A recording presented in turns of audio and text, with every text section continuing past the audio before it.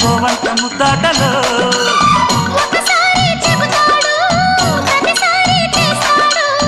అంటూనే చీపాడు అందంతో రాపాడు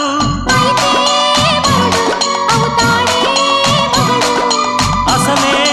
రతివి అవుతావే సతివి ఘుమ్ ఘుమాయించు కొంచెం